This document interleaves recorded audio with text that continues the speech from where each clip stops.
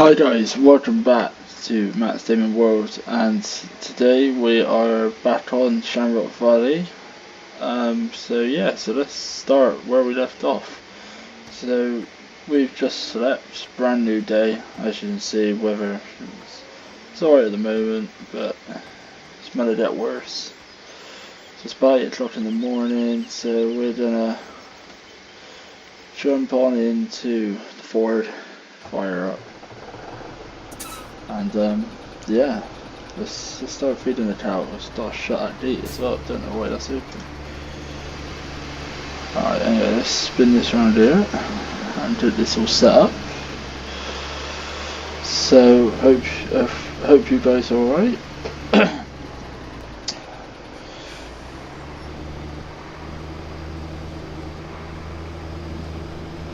So what we plan on doing is drive over that bit of on the floor there. Let's turn the feeder on. Just jump on out. Let's jump into JCB. Alright, yeah, anyway guys, how you been doing?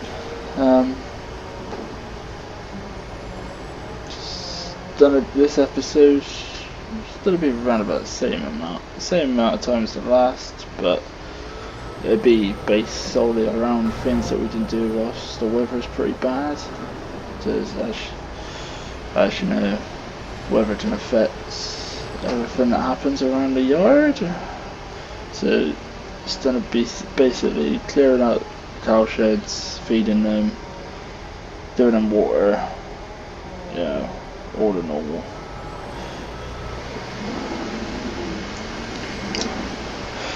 I also had confirmation earlier that my joystick will be here on Saturday, so there will be an episode hopefully going out either Saturday night or Sunday morning of picking bales up, and it makes this job a lot easier as well.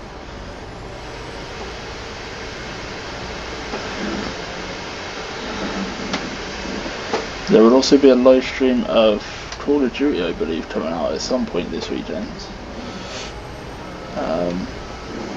Just waiting for the other Matt to get his PSN sorted. I might do some solos at some point, if not, but it's always fun when there's two of you playing, you know. Right, anyway, let's just leave this here. Let's jump on into the forest. Alright, let's do feed some cows.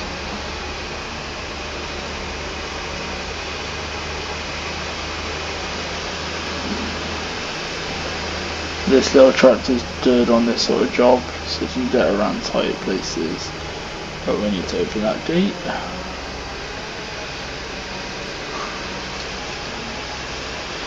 Okay, there's a lot of waste in it as well, so plenty to clear out. Alright, let's get this round here.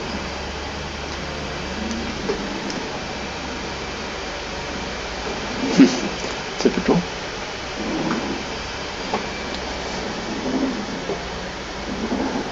There we go, lovely.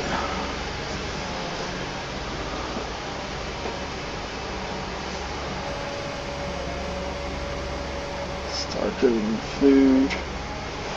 We aren't going to bed them yet, we're going to wait till the winter time because it could be a lack of bales. We might have to buy some in during the winter depending on how many more we get out of that top field.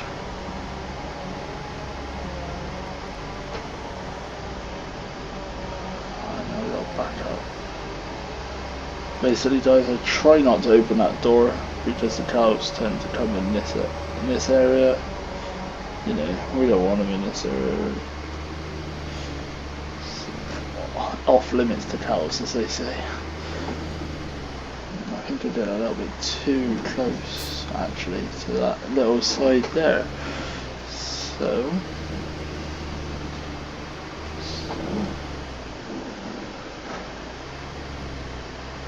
it's hard to see, because obviously when we get out of here there's a wall behind as well for that shed, so we gotta try and reverse out of here. go. Right, so what we are going to do quickly before we do any more food is we're gonna we'll take, actually no, we will take the cattle wagon back, cattle feeder back round.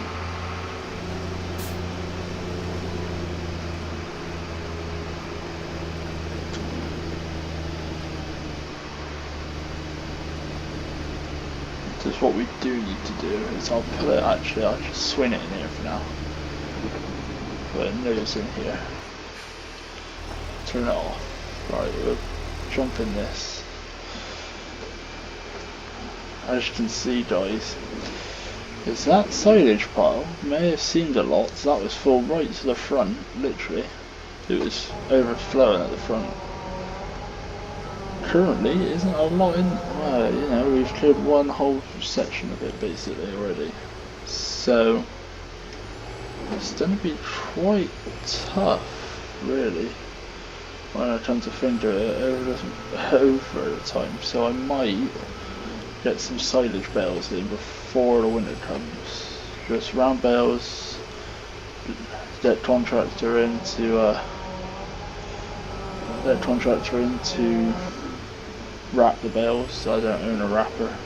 Probably should try and think about buying one before next silage season, but we'll have a lot more grass silage this year due to the fact that we actually will have a lot more grass fields planted and fertilised.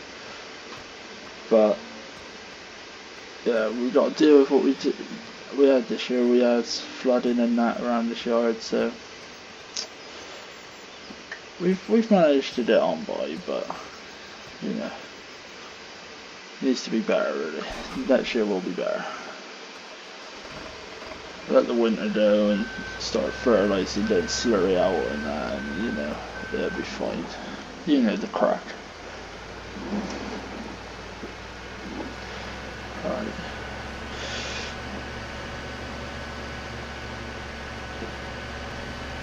Right, what we're going to do is we'll take the Manitou, because the Manitou can get in the cowshed, and you'll see why I moved up that way, because our Manitou bucket is actually over here.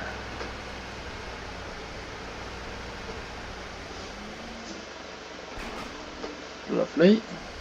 Let's put that up.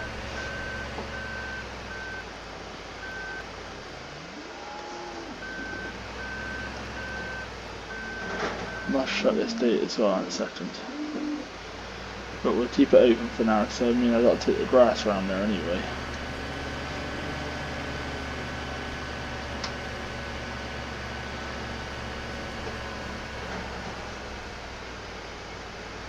Right, so what we'll do is put this down and scrape up all this loose bit of feed that it looks like they've chucked out.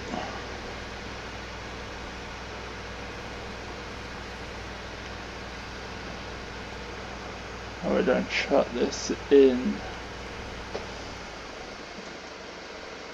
Oops. Yeah, that's fine.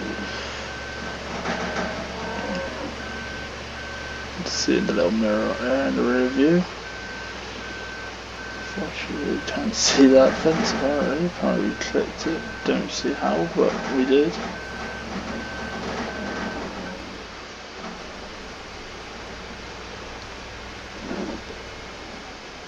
Alright, let me put this bucket down. There we go. Alright, so that's one load of grass. That's one load of grass, look guys, so let's clear that out. I believe this is the reason why this gate was open last.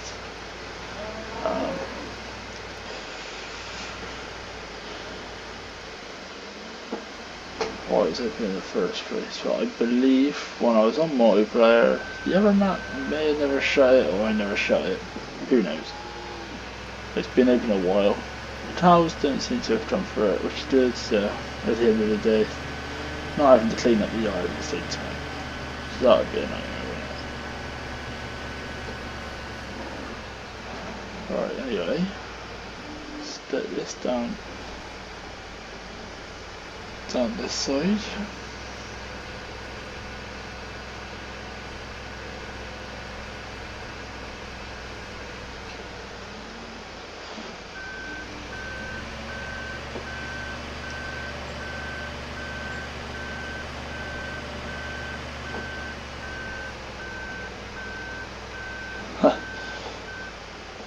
would you look at that? Might as well clean it up whilst it's here, I guess. What a nightmare. Tried to do that, it's gonna happen there. Cows just don't like to be clean, but what can you do?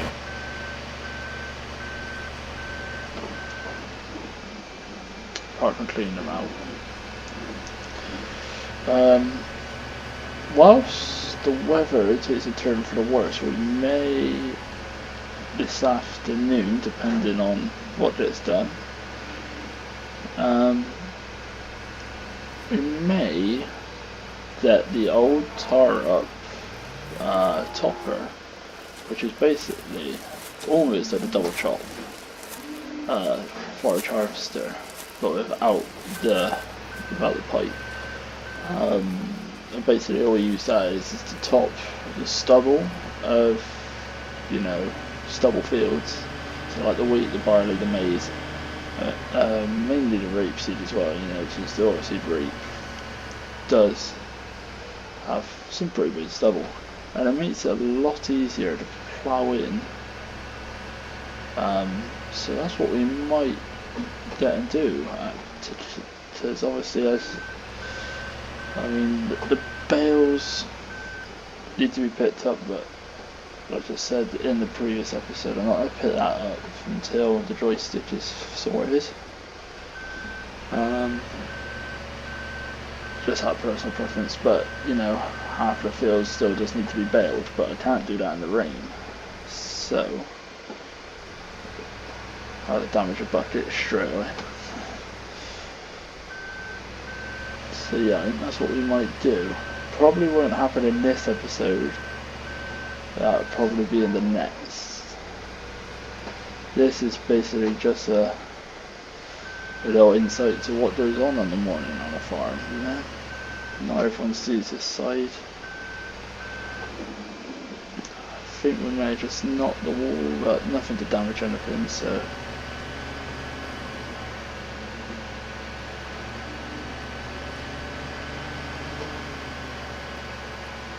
Right, we can dump this in this trough.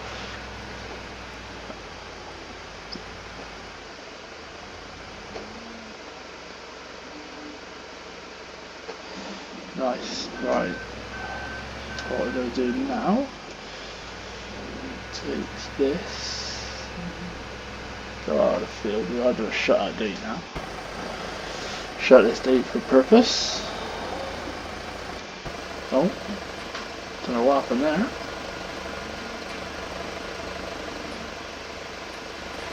Shut that gate. Make sure it's locked. And the pins in it. Right, ready to go and dump this bucket. We're going to dump it in a better location. But when if something's parked in front of it, I don't have to move everything. So we're going to put it in this little garage here. Now, my land is currently off the road, so it's not even in here anyway.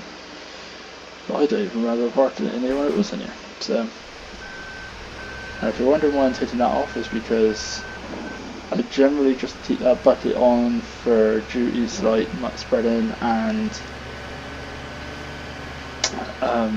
clean that cattle like we just did then. Most of the time it's got the bale forks on, because for obviously at this time of year that's what it's used for. In the winter it just has the bucket on. But we do need to get these bales unloaded on this trailer. It was a good crop out of that tiny field, 10 bales, you know, and it was literally the tiniest field we owned. We got some major grass fields this year, so probably gonna fill up two and a half pits in the next year. This is our little corner, 1100 slurry tanker, sprays over there, lid on the JD. Slurry pit's filling up nicely. Not a lot in there yet though, but yes, so let's shut this up. Let's shut this up. And we have got to actually return the Forage Harvester, so I think that's what we will do now. is this Forage Harvester has to go back. It's not ours. There's no point keeping it here. So we shall lift the pickup up and back on out of here. Now, our Forage Harvester, our Lily Storm, will actually be back in the yard, I believe, tomorrow. Basically, the flywheel broke halfway through first cut, so we borrowed this off just a contractor down the road, but obviously he needs it back. He's coming in maize, he needs to get his maize done. Our maize needs to be cut with, I believe he might actually be selling us his old one, but he hasn't got an old. It's a Class Jaguar 890, old style one. He might be selling it to us, but he hasn't got the grass pickup for it anymore. We will just park it over here out the way for him. Park it here, like I said I would when he. But yes, so let's take a little jog back through some nice JD there. Got one from him before. He owns the stores, so you know we tend to get on really well. So yeah, but he said he might sell us it ready for the maize. So he had the New Holland on demo, he used it, lent it to us, he's happy with it, so I believe it's gonna be given the go ahead and he's gonna buy it, so that'd be pretty good.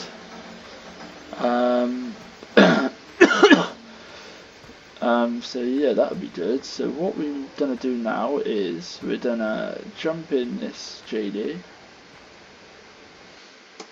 start up, and we're gonna move those wagons back into here now, because this barn is absolutely empty now.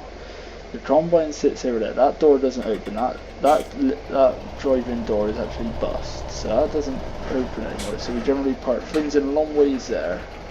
The forager generally goes down there as well. Now if we can get this class